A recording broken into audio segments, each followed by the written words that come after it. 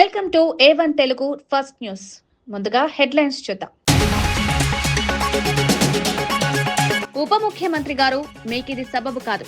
పవన్ కళ్యాణ్ తెలంగాణ వ్యాఖ్యలపై షర్మిల అన్నదమ్ముల్లా ఉంటున్న రాష్ట్రాల మధ్య వైషమ్యాలు సరికాదన్న షర్మిల, తెలంగాణ వారి దిష్టి తగిలిందనడం బాధాకరమని వ్యాఖ్య.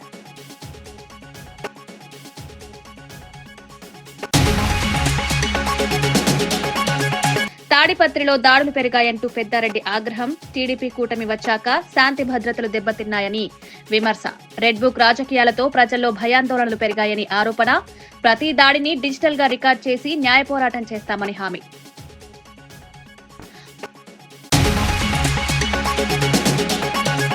ఆర్మూర్ మున్సిపల్ అవినీతి బయటపెడతామని జీవన్ రెడ్డి ఫైర్. ప్రజల పన్ను డబ్బు దోపిడీ అవుతుందని తీవ్ర వ్యాఖ్య.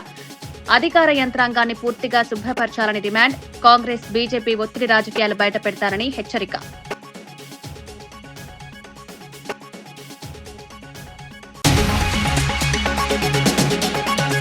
దివాలా కంపెనీకి వేల కోట్ల కాంట్రాక్టులపై కృషాంక్ ఫైర్. పేజీలు తిప్పలేని కంపెనీకి బిగ్ ప్రాజెక్టులు ఎలా అని ప్రశ్నలు. పారదర్శక టెండర్ విధానం పక్కన పెట్టారని తీవ్రమైన ఆరోపణ. ప్రజాధనం దుర్వినియోగమైతే చూస్తూ ఊరుకోమని హెచ్చరిక. యమధర్మరాజు వేషంతో రోడ్డు భద్రతపై వినూత్న ప్రచారం. హెల్మెట్, వేగం, సిగ్నల్ ఉల్లంఘనల ప్రమాదాలు నేరుగా వివరింపు. కొత్త తరహా అవగాహనతో రోడ్డు ప్రమాదాలు తగ్గుతాయని ఆశ. యువత నిబంధనలు పాటిస్తే ప్రాణాలు కాపాడొచ్చని సందేశం. ఆంధ్రప్రదేశ్ ఉప ముఖ్యమంత్రి పవన్ కళ్యాణ్ చేసిన ప్రకటనపై తెలంగాణ నాయకుల దిష్టి వల్ల కోనసీమలో కొబ్బరి తోటలు ఎండిపోయాయి అంటూ మాట్లాడడం అత్యంత బాధాకరమని ఆంధ్రప్రదేశ్ కాంగ్రెస్ అధ్యక్షురాలు వైఎస్ షర్మిల తీవ్రంగా స్పందించారు. అన్నదమ్ముల్లా ఉన్న రెండు రాష్ట్రాల ప్రజల మధ్య వైషమ్యాలు రెచ్చగొట్టేలా ఉప ముఖ్యమంత్రి మాట్లాడడం సబబు కాదని ఆమె స్పష్టం చేశారు. షర్మిల వ్యాఖ్యానిస్తూ కోనసీమ చెట్లు ఎండిపోవడానికి దిష్టి కారణం కాదని, ప్రభుత్వ నిర్లక్ష్యమే అసలు కారణమని తెలిపారు. శంకరగుప్తం డ్రైన్ ఇరువైపులా గట్లు, డ్రెడ్జింగ్ పనులు నిర్లక్ష్యానికి గురవ్వడం వల్ల సముద్రం నుంచి ఉప్పునీళ్లు పైకొచ్చి లక్షల కొబ్బరి చెట్లు నాశమయ్యాయని పేర్కొన్నారు. భూభారతి వ్యవస్థ అమల్లో కొంత ఆలస్యం జరిగినా ప్రజలకు మరింత పారదర్శకంగా, వేగవంతంగా సేవలందించేలా వ్యవస్థను పూర్తిగా బలోపేతం చేస్తామని రెవెన్యూ శాఖ మంత్రి పొంగులేటి శ్రీనివాసరెడ్డి స్పష్టం చేశారు. భూ సంబంధిత సేవల్లో చిన్నపాటి లోపాలు కూడా ప్రజల జీవితాలను ప్రభావితం చేస్తాయని, అందుకే భూభారతిని అత్యాధునిక ప్రమాణాలతో అప్గ్రేడ్ చేస్తున్నామని తెలిపారు. మునుపున్న సాంకేతిక సమస్యలు, డేటా లోపాలు, ఫీల్డ్ స్థాయి అసమానతలను సరిచేయడానికి ప్రత్యేక బృందాలను ఏర్పాటు చేశామని ఆయన చెప్పారు. గ్రామ, వార్డు స్థాయిలో రెవెన్యూ సిబ్బందికి ప్రత్యేక శిక్షణ ఇవ్వడం, డిజిటల్ డేటా శుద్ధి, పోర్టల్ స్పందన వేగం పెంపు వంటి చర్యలు చేపడుతున్నట్టు వివరించారు. భూభారతి పూర్తిగా అమల్లోకి వచ్చిన తర్వాత భూ రికార్డులు, అధికరణాలు, మ్యూటేషన్లు, నకళ్లు వంటి అన్ని సేవలు పూర్తిగా పారదర్శకంగా, క్యూలెస్ గా అందుబాటులో ఉంటాయని మంత్రి హామీ ఇచ్చారు. ప్రజలు ఎదుర్కొంటున్న సమస్యలను శాశ్వతంగా తొలగించడమే ప్రభుత్వ లక్ష్యమని స్పష్టం చేశారు. ఆల్ ఆప్షన్స్ తో కొత్త యాప్ ఎన్ఏసీ డెవలప్మెంట్ చేసిన యాప్ ఈ భూభారతి చట్టంతో పాటు రాష్ట్ర ప్రజలకి ప్రయోగకరమైన ఆ ప్యాచ్లున్న ఆ అతుకులకు బంతైన ధరణి యాప్ ని పూర్తిగా రిమూవ్ చేసి కొత్త యాప్ కూడా రాష్ట్ర ప్రజలకి ఇవ్వనున్నాం. భూదారు కార్డులు కూడా రెడీ అయ్యాయి. ఈ ఎన్నికలైన మరుక్షణం గౌరవ ముఖ్యమంత్రి రేవంత్ రెడ్డి గారి చేతుల మీదుగా స్టార్ట్ చేస్తూ విడతల వారీగా టేకప్ చేసి వీటన్నిటికీ సర్వేతో పాటు వాటికి సంబంధించిన బై నెంబర్లతో పాటు ఈ భూభారతి చట్టాన్ని పూర్తిగా ప్రజలకి అందించే దిశగా ఈ ప్రభుత్వం ఈనాడు ఆ వడివడిగా ఆ దిశలో ఆ డైరెక్షన్ లో నడుస్తుందని చెప్పడానికి సంతోషిస్తున్నాను. కొంచెం లేట్ అయినా స్ట్రాంగ్ గా ఫౌండేషన్ పర్ఫెక్ట్ గా కడుతూ ఈ వ్యవస్థను చేస్తున్నామని చెప్పడానికి ప్రజలకు ఉపయోగపడే విధంగా తీసుకురానున్నాం.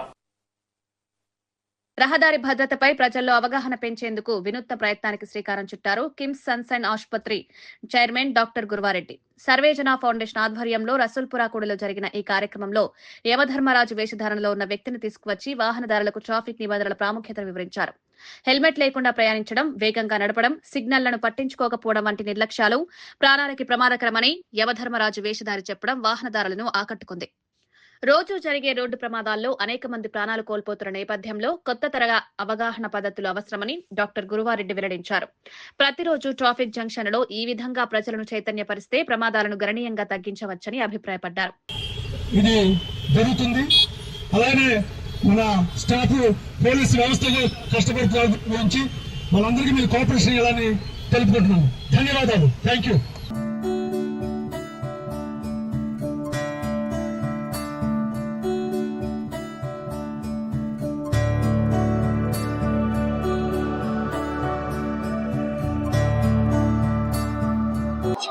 ఈరోజు చాలా ఇంపార్టెంట్ డే. ప్రతిసారి మా హాస్పిటల్కి రండి, మేము గొప్ప, మా హాస్పిటల్ గొప్ప అని చెప్పి చెప్పుకుంటూ ఉంటాం. బట్ ఇవాళ మా కోసం కాదు, ఇది మన చుట్టుపక్కల ఉన్న సంఘం కోసం, మన చుట్టుపక్కల ఉన్న ప్రజల కోసం ఈ సేఫ్టీ క్యాంపెయిన్ మొదలెట్టాం. సర్వేజన ట్రస్ట్ పేరిట హైదరాబాద్ని సేఫరాబాద్ కింద మార్చే ప్రయత్నంలో భాగస్వామిగా ఇవాళ మొట్టమొదటి నాంది పలుకుతున్నాం. దానికి ఏం లేదు, యమధర్మరాజు గారిని స్పెషల్ రికమెండేషన్ తోటి ఆయన యమలోకానికి 4 రోజులు సెలవు పెట్టించి ఇక్కడ మన హైదరాబాదు సిటీ జంక్షన్స్ లో, ట్రాఫిక్ జంక్షన్స్ దగ్గర ఆయన ఉండి ఈ హెల్మెట్లు వేసుకునే వాళ్ళని, సీట్ బెల్ట్ వేసుకునే వాళ్ళని, రాంగ్ సైడ్ డ్రైవింగ్ చేసే వాళ్ళని ముందే ఆయన నోటీసులు ఇస్తాడు, మీరు తొందరలో మా దగ్గరకు వస్తారు, జాగ్రత్త అని చెప్పి. ఎందుకు చాలా ఇంపార్టెంట్ విషయం ఏంటంటే ఇండియాలో ప్రతి 3 నిమిషాలకి ఒక రోడ్ ట్రాఫిక్ డెత్ జరుగుతుంది. ప్రపంచంలో ఉన్న వెహికల్స్ లో మన వెహికల్స్ కంట్రిబ్యూషన్ 1%. అంటే ప్రపంచంలో 100 కార్లు ఉంటే మనం 1 కారు ఇస్తున్నాం. కానీ ప్రపంచంలో రోడ్ ట్రాఫిక్ వల్ల చనిపోయే డెత్స్ కి 16% కంట్రిబ్యూట్ చేస్తున్నాం. అంటే ఇవన్నీ కూడా చాలా చాలా మనం బాధపడాల్సిన విషయాలు. అట్లానే అమెరికాలో మనకంటే 4 టైమ్స్ యాక్సిడెంట్స్ ఎక్కువ అవుతాయి, కానీ ఇండియాలో 4 టైమ్స్ ఎక్కువ మంది జనం చనిపోతున్నారు. సో ఇదంతా కూడా మన నిర్లక్ష్యం వల్ల, మన ట్రాఫిక్ రూల్స్ పాటించకపోవటం వల్ల. రోజు చూస్తూనే ఉంటారు మీరు పేపర్లో. మనందరూ దురదృష్టం, మన ఫ్యామిలీలోనో, మన చుట్టుపక్కల ఫ్రెండ్స్లోనో ఎవరో ఒక ఇంట్లో ఒక యాక్సిడెంట్ వల్ల కాళ్ళు, కన్ను పోయిన వాళ్ళు, ప్రాణం పోయిన వాళ్ళు చాలా మంది ఉంటున్నారు. వీటిల్లో 60% ప్రివెంటబుల్, అంటే మన నిర్లక్ష్యం వల్ల జరుగుతున్న విషయాలు ఇవి. కాబట్టి ఆ నిర్లక్ష్యాన్ని పోగొట్టి మనందరం కూడా ఒక మంచి బిహేవియర్ తోటి రోడ్ ట్రాఫిక్ రూల్స్ పాటిస్తే ఈ డెత్స్ తగ్గుతాయి, ఈ మనం ఆనందంగా ఉండే అవకాశం ఉంటుంది. దానికోసం మేము ఎన్నో క్యాంపెయిన్స్ మొదలెడుతున్నాము. ఇది మొదటి క్యాంపెయిన్. తర్వాత ఈ రోడ్డు ప్రమాదాలకి 7 పాపాలు అని ఉన్నాయి, ఆ 7 పాపాలను కూడా ఇచ్చేస్తాము. అట్లానే మీ ప్రెస్ అందరినీ నేను చేతులెత్తి నమస్కరించి అడిగేది ఏంటంటే, ఇది మా కోసం కాదు, మన కోసం, మన పిల్లల కోసం, మన తల్లిదండ్రుల కోసం, మన చెల్లెల కోసం, రోడ్డు మీద వెళ్తే ప్రమాదం లేకుండా ఇంటికి రావడం కోసం. దానికోసం మీరందరూ కూడా మీ టైం ఇచ్చి, మీ స్పేస్ ఇచ్చి, మాతోటి సహకరించి, నేను ఇంకో పేపర్స్ మీ ఎండీస్ కూడా రిక్వెస్ట్ చేయబోతున్నాను, కలిసి ప్రోగ్రామ్స్ చేద్దామని. ఫౌండేషన్ ద్వారా హైదరాబాద్ను సేఫరాబాద్గా చేయాలని, ఈ 7 పాపాలను నివారించాలనే ఉద్దేశంతో ప్రతి ఒక్క చౌరస్తాలో యమధర్మరాజుగా నేను వాళ్ళందరికీ ఈ 7 పాపాలను నివారించాలనే ఉద్దేశంతో అందరికీ అవేర్నెస్ కలిగించడం కోసం నేను ఇక్కడికి వచ్చాను, యమలోకాన్ని. ధన్యవాదాలు. దివాలా తీసిన కేఎల్ఎస్ఆర్ కంపెనీకి కేవలం 2 ఏళ్లలో 6,000 కోట్ల భారీ కాంట్రాక్టులు ఇవ్వడం ఘోర అవినీతి సూచకమని బీఆర్ఎస్ నాయకుడు మన్నె కృషాంక్ తీవ్ర వ్యాఖ్యలు చేశారు. గత సంవత్సరం అక్టోబర్లో ఇండియన్ బ్యాంక్ నుంచి ఈ కంపెనీ 15 లక్షల చిన్న మొత్తాన్ని అప్పుగా తీసుకోవాల్సి వచ్చింది అంటే సంస్థ ఆర్థిక పరిస్థితి ఎంత దయనీయంగా ఉందో అర్థమవుతుందని అన్నారు. కేఎల్ఎస్ఆర్ కి సబ్ కాంట్రాక్టులు చేసిన చిన్న కంపెనీలకు 5 నుంచి 10 లక్షల బిల్లులు కూడా చెల్లించలేదని పరిస్థితి ఉందని, అందుకే వారు హైకోర్టులో పిటిషన్ దాఖలు చేశారని కృషాంక్ వివరించారు. ఇలాంటి పరిస్థితుల్లో ఉన్న కంపెనీకి ప్రభుత్వం ఎలా 1,000 కోట్లు ఇవ్వగలదని ప్రశ్నించారు. పారదర్శక టెండర్ విధానాన్ని పూర్తిగా పక్కన పెట్టి అనుమానాస్పదంగా ఉన్న ఒక్క కంపెనీకి భారీ ప్రాజెక్టులను కట్టబెట్టడంలో స్పష్టమైన అవినీతి దాగుందని ఆరోపించారు.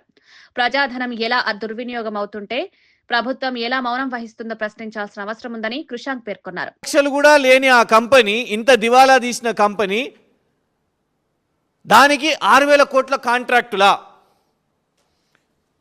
ఆ కంపెనీ విషయం మీద 2 రోజుల క్రితం హైకోర్టులో విచారణ జరిగింది.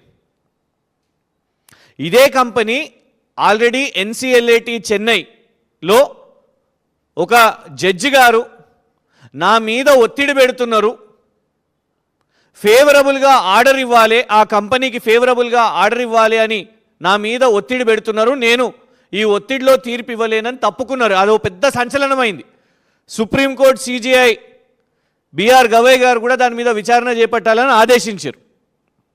అయినా కూడా మరి ముఖ్యమంత్రి రేవంత్ రెడ్డి గారికి సంబంధించిన ఈ కంపెనీ, దాని మీద ఆరోపణలు వస్తున్నాయి, అయినా కూడా ఇవాళ వరకు పెదవి విప్పలేదు. అయితే 2 రోజుల క్రితం హైకోర్టులో జరిగిన విచారణ ఇందులో చాలా స్పష్టంగా ఉన్నది. ఒక 2-3 కంపెనీలు, చిన్న కంపెనీలు, వాళ్ళు ఇందులో కాంట్రాక్టులు చేస్తే వాళ్ళకి ఎన్నో లక్షల రూపాయలు, 2 లక్షలు, 5 లక్షలు, 10 లక్షలు వాళ్ళకి బిల్లులు ఇవ్వాలి. ఆ బిల్లులు కూడా ఎగ్గొడుతున్న కంపెనీ ఇది. వాళ్ళు ఏకంగా సిబిఐకి ఫిర్యాదు చేసి సిబిఐ ఎందుకు దీని మీద చేపడతలేదు అని హైకోర్ట్ ఆఫ్ తెలంగాణకు అప్రోచ్ అయ్యారు.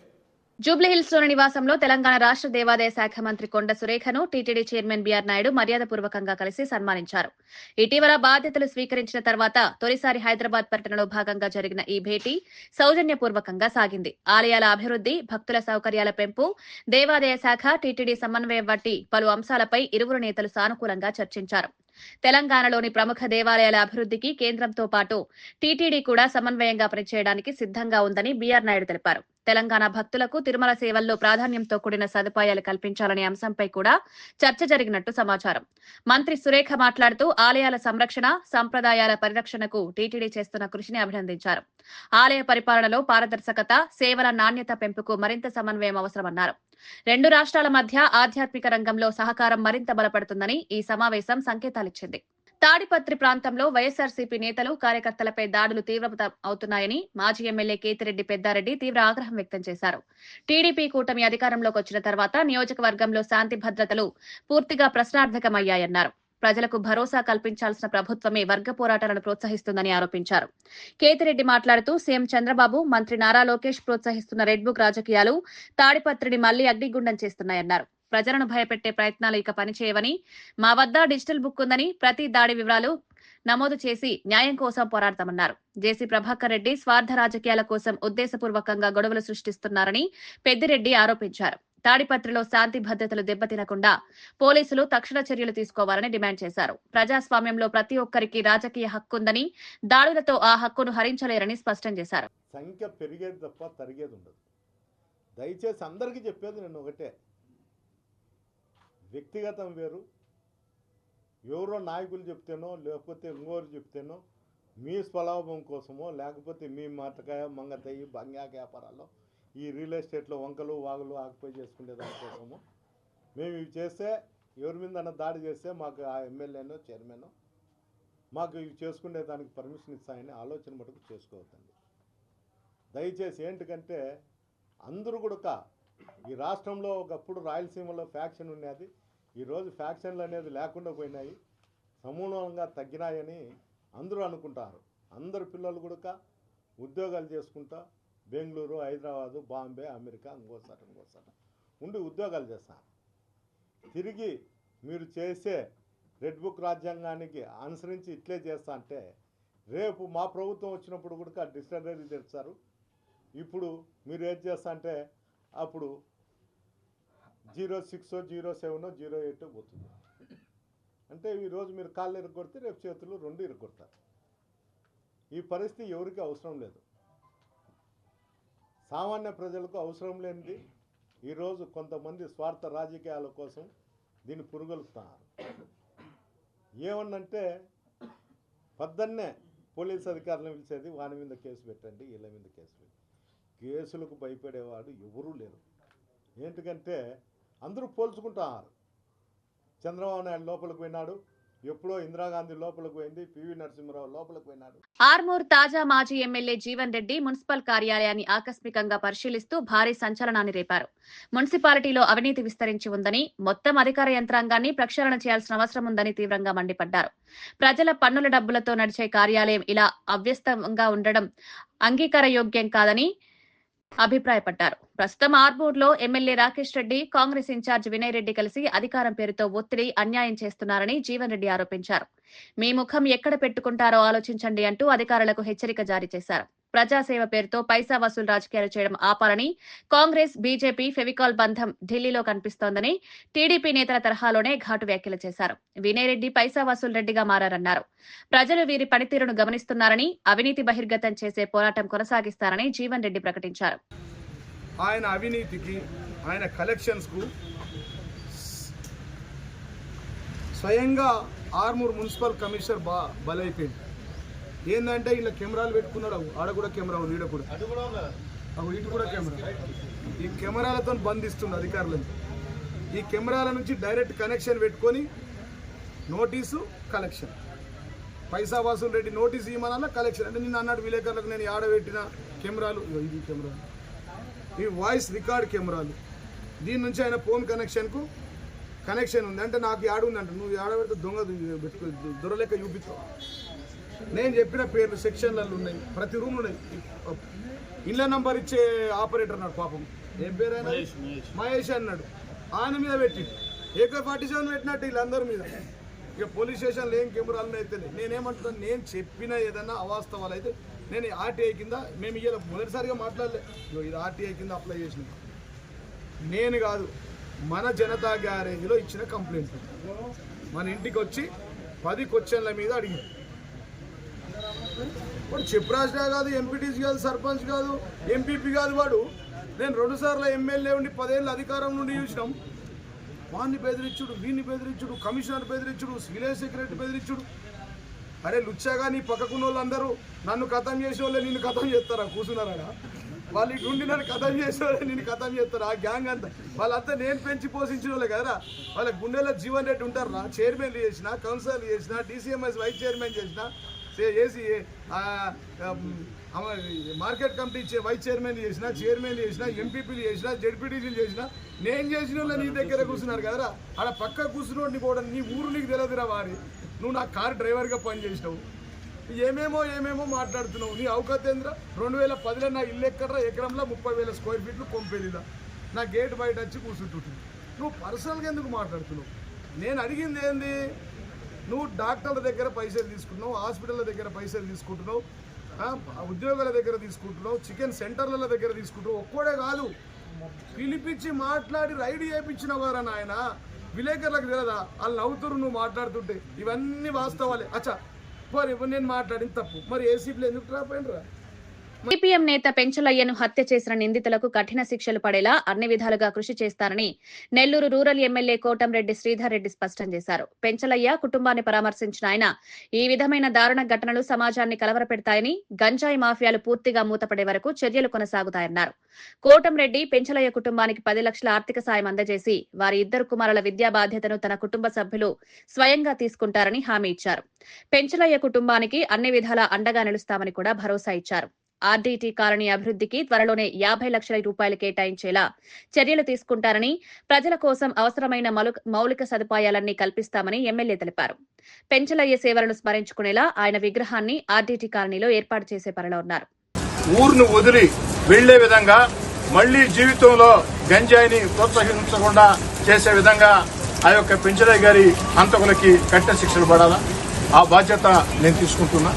పెంచలయ్య గారు ప్రాణాలతో మన మధ్య లేకున్నా ఆ యొక్క గంజాయికి వ్యతిరేకంగా ఆ పోరాటాన్ని మరింత ముందుకు తీసుకెళ్లాల్సిన బాధ్యత అందరి మీద ఉంది.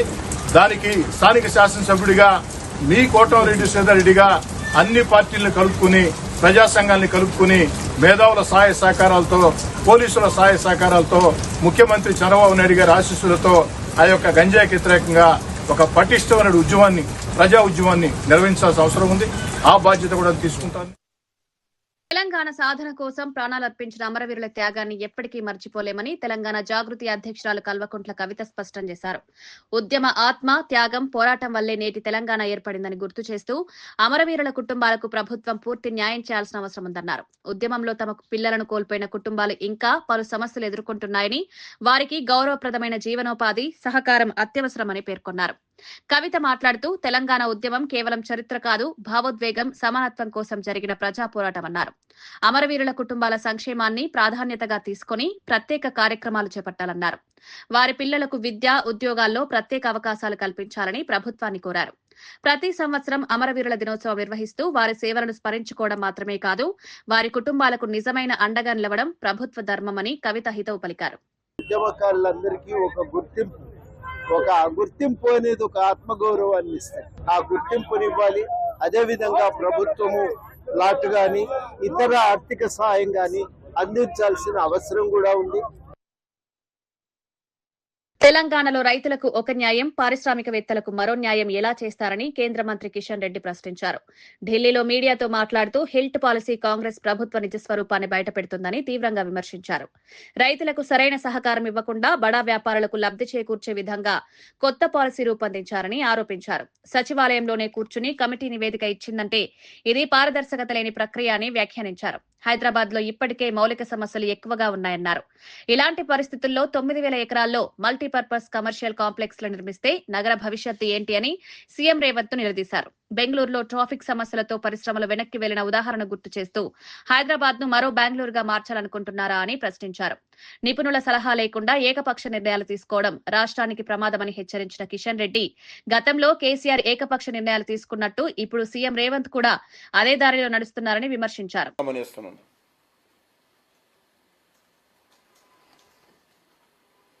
ఈ భూములు ఎక్కడున్నాయో, ఇక్కడ ఉన్నటువంటి పరిశ్రమలు ఎన్నున్నాయి, అక్కడ ఉన్నటువంటి కార్మికుల పరిస్థితి ఏంది?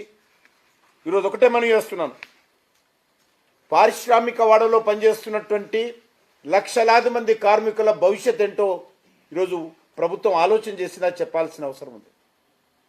ఆ కార్మికులతో ఎవరితోటైనా చర్చించారా? వాళ్ళ బ్రతుకేం కావాలి, వాళ్ళ భవిష్యత్ ఏం కావాలి, పరిశ్రమలు షిఫ్ట్ చేయడం వల్ల కార్మికుల జీవితాలలో ఏ రకంగా అంధకారం అవుతుందో మరి ముఖ్యమంత్రి ఒక్కరోజు ఆయన ఆలోచన చేశాడు అడుగుతా ఉన్నాను. ఈరోజు ఈ పరిశ్రమల్లో అనేక సంవత్సరాలుగా పనిచేస్తూ ఉన్నారు. క్లాస్ 4 ఎంప్లాయీస్ కానీ, లేకపోతే లేబర్ కానీ, టెక్నీషియన్స్ కానీ అనేక మంది పనిచేస్తూ ఉన్నారు. వీళ్ళందరిని ఎక్కడో ఊరు బయట తీసుకపోతే వాళ్ళు ఉండేది సనత్ నగర్లోనో, రామచంద్రపురంలోనో, పట్టంచెరులోనో ఉన్నటువంటి వాళ్ళు ఏ రకంగా తమ ఇల్లు వదిలిపెట్టి దూర ప్రాంతాల్లో ఉద్యోగాలు చేయగలుగుతారు? ఎప్పుడు ఉద్యోగాలు ఇస్తారు? వాళ్ళకు భవిష్యత్ ఏంటి? ఏ ఒక్కరోజైనా ముఖ్యమంత్రి గారు ఈ జీవో తీసుకొచ్చే ముందు కార్మికుల భవిష్యత్తు గురించి ఆలోచన చేశాడో చెప్పాల్సిన అవసరం ఉంది. భువనగిరి ఎంపీ చామల కిరణ్ కుమార్ రెడ్డి తీవ్రంగా స్పందిస్తూ డీసీసీ నూతన అధ్యక్షుల సమావేశంలో సీఎం రేవంత్ రెడ్డి చేసిన వ్యాఖ్యలను ప్రతిపక్షాలు కావాలని వక్రీకరిస్తున్నాయన్నారు. కాంగ్రెస్ పార్టీ చరిత్రను వివరించే సమయంలో సీఎం ఏ మతాన్ని, ఏ కులాన్ని తక్కువ చేసి మాట్లాడలేదని స్పష్టం చేశారు. రాజకీయ ప్రయోజనాల కోసం అసత్యాలు ప్రచారం చేస్తూ ప్రజలను తప్పుదోవ పట్టించడం బీజేపీ, బీఆర్ఎస్ పార్టీల స్వభావమని విమర్శించారు. కిరణ్ కుమార్ రెడ్డి మాట్లాడుతూ తెలంగాణ రైజింగ్ గ్లోబల్ సమ్మిట్ ద్వారా తెలంగాణను అంతర్జాతీయ స్థాయిలో ప్రతిష్ఠింపజేయడానికి ప్రభుత్వం కృషి చేస్తోందని, ఈ కీలక సమయంలో సీఎం రేవంత్ రెడ్డి ప్రతిష్టను దెబ్బతీసేందుకు కుట్రలు జరుగుతున్నాయన్నారు. రాష్ట్ర ఖ్యాతి పెరిగే దిశగా సీఎం పనిచేసే ప్రతిపక్షాలు మాత్రం దాన్ని అడ్డుకోవడానికి ప్రయత్నిస్తున్నాయన్నారు. ప్రజలు నిజాలను తెలుసుకునే స్థాయిలో ఉన్నారని, అసత్య ప్రచారాలు ఎంత చేసినా పనిచేయవని, రాష్ట్ర అభివృద్ధి దిశలో ప్రభుత్వం ముందుకు సాగుతుందని ఎంపీ ధృవీకరించారు.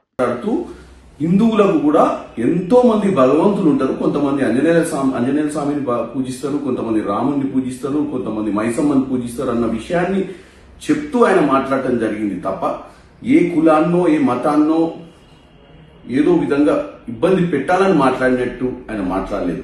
కానీ దీన్ని పట్టుకొని బీజేపీ, బీఆర్ఎస్ వాళ్ళు ఈ రోజు కేవలం దాన్ని రాజకీయం చేయడానికి ప్రయత్నం చేస్తున్నారు. ఈ రోజు రేవంత్ రెడ్డి గారు తెలంగాణ రైజింగ్ సమిట్ 2047 కోసం అని చెప్పి ఈ రోజు బ్రహ్మాండమైన కార్యక్రమాలు తీసుకుని ఒక సమిట్, అలాగే మెస్సీ లాంటి వాళ్ళని తీసుకొచ్చి హైదరాబాద్ లో ఈ రోజు ఫుట్బాల్ ఆడించే ప్రయత్నం చేస్తుండ్రు. కాబట్టి అంత ఆయన స్థాయిని దిగజార్చి ప్రజలను తప్పుతో పట్టించే విధంగా వాళ్ళు ప్రయత్నం చేస్తున్నట్టుగా క్లియర్ గా కనపడుతుంది. ముఖ్యంగా బీఆర్ఎస్ పార్టీ గత 4 ఎన్నికలు మాజీ మంత్రి దేవినేని ఉమా అమరావతిలోని ఎన్టీఆర్ భవన్ నుంచి మీడియాతో మాట్లాడుతూ ప్రజా రాజధానిపై దాడి చేయడం అంటే యువత భవిష్యత్తుపై దాడి చేసినట్లేనని తీవ్ర ఆగ్రహం వ్యక్తం చేశారు. అమరావతి కేవలం ప్రభుత్వ ప్రాజెక్టు కాదని, ఇది లక్షలాది రైతుల శ్రమ, యువత ఆశలు, రాష్ట్ర ప్రగతికి ప్రతీక అన్నారు. ఉమా పేర్కొన్నదేమంటే రాజధాని నిర్మాణం ఆగిపోవడం వల్ల ఉద్యోగ అవకాశాలు క్షీణించాయని, స్టార్టప్లు, ఐటీ కంపెనీలు, పెట్టుబడులు ఇతర రాష్ట్రాలకు వెళ్లిపోయాయన్నారు. అభివృద్ధి కోసం కాదు, రాజకీయ వైరం కోసం రాజధానిని తాకట్టు పెట్టారని ఆరోపించారు. ఇది రాష్ట్ర భవిష్యత్తును నాశనం చేసే ప్రమాదకర నిర్ణయమన్నారు. అమరావతి శాస్త్రీయంగా, ఆర్థికంగా, భౌగోళికంగా రాష్ట్రానికి అనుకూలమైన ప్రదేశమని ఇప్పటికే నిపుణులు నిరూపించారని ఉమా గుర్తు చేశారు. యువత కోసం, భవిష్యత్తు కోసం, రాష్ట్ర ప్రగతి కోసం ప్రజా రాజధానిని తిరిగి పునరుద్ధరించడం తప్పనిసరి అని స్పష్టం చేశారు. షెల్ కంపెనీలు పెట్టి 43,000 కోట్లు ఛార్జ్ షీట్లు ఫైల్ అయ్యి ఉండి వాయిదాల మీద దశాబ్దం పైగా నెట్టుకొస్తూ నువ్వు ఇవాళ అవినీతి గురించి మాట్లాడే నైతిక అర్హత ఉందా జగన్మోహన్ రెడ్డి నీకు? నువ్వా ఇవాళ అమరావతి మీద విషం చిమ్మేది? అమరావతి రైతాంగం మీద నీ దుర్మార్గాన్ని, మీ దుష్ట పన్నాగాల్ని ఎన్నో చేసి దేవాలయాలకు వెళ్తుంటే కూడా దేవాలయాలకు వెళ్ళనివ్వకుండా కూడా నెల్లూరులో మీరు చేసిన అరాచకం, గోదావరి జిల్లాల్లో దేవుడు వాహనాన్ని కూడా ఆపి మీరు చేసిన లాఠీ చార్జీలు, మీరు వేసిన రాళ్ళన్నీ కూడా మాకు గుర్తున్నాయి. ఇవాళ మీరు పెట్టిన కేసుల్లో అమరావతి 3 రాజధానుల ప్రకటనలు వచ్చినప్పుడు మేము రోడ్డు ఎక్కితే మా మీద పెట్టిన నాన్ బెయిలబుల్ కేసుల్లో ఈరోజు కూడా మేము గంటల తరబడి కోర్టుల్లో నిలబడి వస్తూ ఉన్నాం. జగన్మోహన్ రెడ్డి, నువ్వు పెట్టిన కేసుల్లో ఇవాళ వందలాది మంది అమరావతి రైతులు ఈరోజు కూడా కోర్టుల చుట్టూ తిరుగుతూ ఉన్నాం. నువ్వా ఇవాళ అమరావతి మీద మాట్లాడే నైతిక అర్హత నీకుందా? నీ సంబరాలు రాంబాబు మాట్లాడుతూ ఉన్నాడు, మళ్ళీ అమరావతి మునిగిపోద్దని, లిఫ్ట్ ఇరిగేషన్ ఎందుకని. ఇరిగేషన్ మంత్రిగా పనిచేసి కూడా బుద్ధి లేకుండా మాట్లాడుతూ ఉన్నారు, బాధ్యత లేకుండా మాట్లాడుతూ ఉన్నారు. ఇవాళ కూడా విష ప్రచారాలు మీరు మానుకోలేదు. ప్రజలు మీకు 11 సీట్లతో బుద్ధి చెప్పినా కూడా మీకు ఇంకా జ్ఞానోదయం అవ్వలేదు. బయట ప్రాంతాలకు వెళ్ళి ఇక్కడ 1,000 కోట్లు ఖర్చు పెడుతున్నామని చెబుతున్నారు. అమరావతి రైతాంగం దగ్గరికి వచ్చి మళ్ళీ మీకు అన్యాయం జరుగుతుందని మాట్లాడుతున్నారు. ఇవాళ చంద్రబాబు నాయుడు గారు ఒక దూరదృష్టితో రాబోయే రోజుల్లో ఒక తెలుగువాడు గర్వపడే విధంగా ఒక ప్రపంచ స్థాయి రాజధాని నిర్మాణం ఇక్కడ జరుగుతూ ఉంటే 1 కిలోమీటర్కి ఎన్ని కోట్లు? డ్వాక్రా సాధికార కమిటీ రాష్ట్ర అధ్యక్షురాలు ఆచంట సునీత మహిళా సాధికారం కోసం అంగన్వాడీ వ్యవస్థను బలోపేతం చేయడం అత్యవసరమన్నారు. అమరావతిలోని ఎన్టీఆర్ భవన్ నుంచి జరిగిన మీడియా సమావేశంలో ఆమె మాట్లాడుతూ అంగన్వాడీలు గ్రామీణ మహిళలకు, చిన్నారులకు కీలక సేవలు అందించే ప్రాథమిక కేంద్రాలని గుర్తు చేశారు. పౌష్టికాహారం, ఆరోగ్య పర్యవేక్షణ, విద్యారంభ శిక్షణ ఈ 3 అంశాల్లో అంగన్వాడీల పాత్ర అపారమన్నారు. సునీత మాట్లాడుతూ అంగన్వాడీలను ఆధునీకరించడం ద్వారా మహిళల ఆర్థిక, సామాజిక స్థితి మరింత బలపడుతుందన్నారు. మహిళా సిబ్బందికి శిక్షణ, గౌరవప్రదమైన వేతనాలు, మెరుగైన వసతులు అందించేందుకు ప్రత్యేక చర్యలు అవసరమన్నారు. రాష్ట్ర వ్యాప్తంగా అంగన్వాడీ సేవలను డిజిటల్ మోడల్ కి మార్చడం ద్వారా పారదర్శకత, బాధ్యత మరింత పెరుగుతుందన్నారు. మహిళా సాధికారత అంటే కేవలం సంక్షేమ పథకాలు కాదు, వారి చేతుల్లో శక్తి, అవకాశాలు, స్వయం సమర్థత ఇవ్వడమే ముఖ్యమని ఆచంట సునీత స్పష్టం చేశారు. జగన్మోహన్ రెడ్డి ఏదైతే డ్వాక్రా మహిళలు దాచుకున్నటువంటి పొదుపు సొమ్మును కూడా దోచేసుకొని ఏ విధంగా వారిని ఇబ్బంది పెట్టారు అనేది, అభయహస్తం ద్వారా దాచుకున్నటువంటి సొమ్మును కూడా లాగేసుకొని ఏ విధంగా దోచుకున్నాడు అనే దానికి ప్రతి ఒక్క డ్వాక్రా మహిళలను అడిగినా ఈరోజు చెప్పేటువంటి పరిస్థితి ఉంటుంది. ఏదైతే మన కూటమి ప్రభుత్వం అధికారంలోకి వచ్చిన దగ్గర నుంచి కూడా ప్రతి ఒక్క డ్వాక్రా మహిళ సంతోషంగా ఉండాలి, మంచి పారిశ్రామికవేత్తలు అవ్వాలని చెప్పేసి ఏ విధంగా ఆ రోజు గత ప్రభుత్వంలో 2 లక్షలు మాత్రమే ఉన్నటువంటి పావలా వడ్డీ రుణాలని ఈరోజు 5 లక్షలకు పెంపొందించి దానిలో భాగంగా ప్రతి ఒక్క మహిళ కూడా మంచిగా బిజినెస్ చేసుకోవాలని చెప్పి ఎస్సీ, ఎస్టీ, బీసీ, మైనారిటీ మహిళలకు కూడా ప్రత్యేకమైనటువంటి ప్రోత్సాహాలు ఇవ్వాలని చెప్పి వారికి సంబంధించి 2 లక్షల నుంచి 5 లక్షల వరకు 0%తో వాళ్ళకి వడ్డీ లేని రుణాలు ఇచ్చి వారిని ప్రోత్సహించాలి అనే విధంగా ముందుకెళ్ళడం అనేది మనం చూస్తూ ఉన్నాము. ఏదైతే గత ప్రభుత్వంలో చాలా రకాలుగా ఇబ్బందులు పడినటువంటి డ్వాక్రా మహిళలు, వాళ్ళకి లోన్స్ రాకుండా, కనీసం వాళ్ళకి సంక్షేమ పథకాలు కూడా ఇవ్వకుండా వార్తలు ముగించే ముందు ముఖ్యాంశాలు మరోసారి. ఉప ముఖ్యమంత్రి గారు మీకిది సబబు కాదు, పవన్ కళ్యాణ్. తెలంగాణ వ్యాఖ్యలపై షర్మిల అన్నదమ్ముల్లా ఉంటున్న రాష్ట్రాల మధ్య వైషమ్యాలు సరికాదన్న షర్మిల, తెలంగాణ వారి దిష్టి తగిలిందనడం బాధాకరమని వ్యాఖ్య.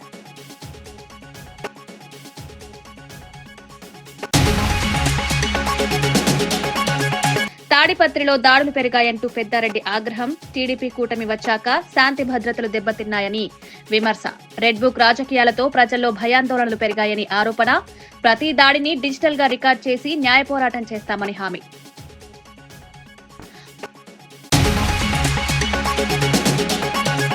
ఆర్మూర్ మున్సిపల్ అవినీతి బయటపెడతామని జీవన్ రెడ్డి ఫైర్. ప్రజల పన్ను డబ్బు దోపిడీ అవుతుందని తీవ్ర వ్యాఖ్య. అధికార యంత్రాంగాన్ని పూర్తిగా శుభ్రపరచాలని డిమాండ్. కాంగ్రెస్ బీజేపీ ఒత్తిడి రాజకీయాలు బయటపెడతారని హెచ్చరిక.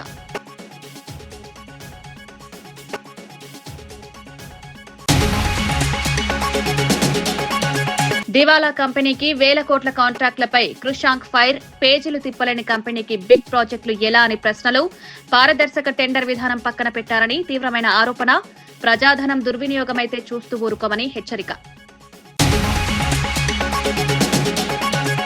యమధర్మరాజు వేషంతో రోడ్డు భద్రతపై వినూత్న ప్రచారం. హెల్మెట్, వేగం, సిగ్నల్ ఉల్లంఘనల ప్రమాదాలు నేరుగా వివరింపు. కొత్త తరహా అవగాహనతో రోడ్డు ప్రమాదాలు తగ్గుతాయని ఆశ. యువత నిబంధనలు పాటిస్తే ప్రాణాలు కాపాడొచ్చని సందేశం. ఇవి ఈనాటి వార్తా విశేషాలు. మరో బులెటిన్లో మళ్ళీ కలుద్దాం. నమస్కారం.